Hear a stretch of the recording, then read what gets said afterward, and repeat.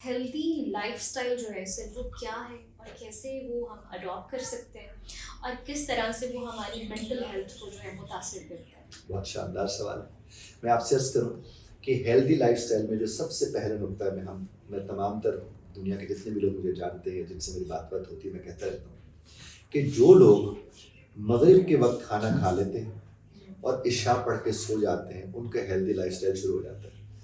क्योंकि जिस घड़ी आप इशा पढ़ के सोएंगे, आप रात के पहले पहर सो रहे होंगे और वो जो पहले पहर सो रहे होते हैं, फिर सूरज उनके लिए उठता है, वो सूरज अच्छा। बाद में उठते हैं, वो ज़ाहिर है सूरज से पहले उठेंगे, वो तहज्जुद भी पढ़ेंगे, वो नमाज़ भी अपनी पढ़ पाएँगे और फिर उनके पास बड़ा शानदार वक़्त होता है। आप देख लें, सवेरे 7 बड़ी मुश्किल से बज रहे होते हैं, अगर आप फजर के वक़्त उठ गए तो। और वैसे तो पता नहीं चलता 7 से 8 बज जाते हैं। एक तो ये, दूसरा अपने आप को हाइड्रेटेड रखें, पानी का ज़्यादा से ज़्यादा इस्तेमाल करें तो वो हेल्दी लाइफ़स्टाइल में आ जाता है।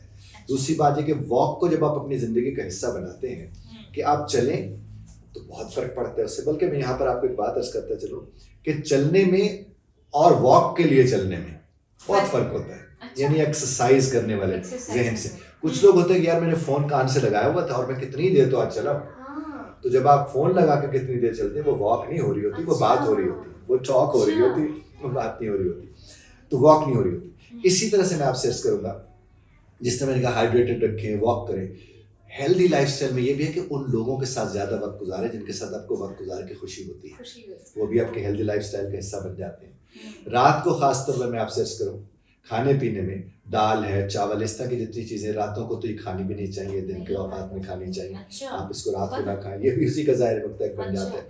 और उसके बाद मैं आपसे अर्ज़ करूँ, अगर आप चाहते हैं कि आपके दिमाग की सी ड्राइव खाली रहे, तो आप लिखें ज़्यादा।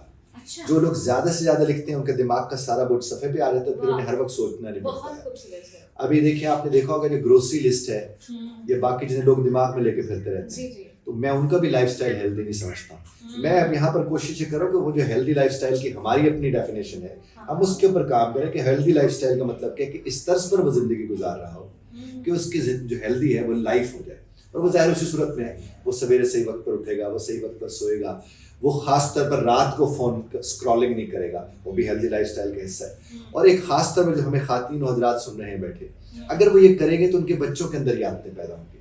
यानी जब वो देखेंगे रात को ना बाप मोबाइल देख रहा है, माँ मोबाइल देख रही है, बच्चा कहाँ से मोबाइल देखेगा?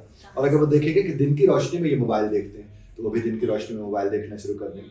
ये उन्हीं चीज़ों से फ़र्क पड़ता है इंसानी ज़िंदगी में। तीसरी बात ये कि छोटे लुक़मे, आप देखिए कि जब आप छोटा लुक़मा लेते हैं, तो उसको चबाने में आसानी होती है और आपका मुँह ख़राब नहीं होता, आवाज़ बाहर मुँह से नहीं आती, वो भी ज़ाहिर उसी का हिस्सा बन जाता है।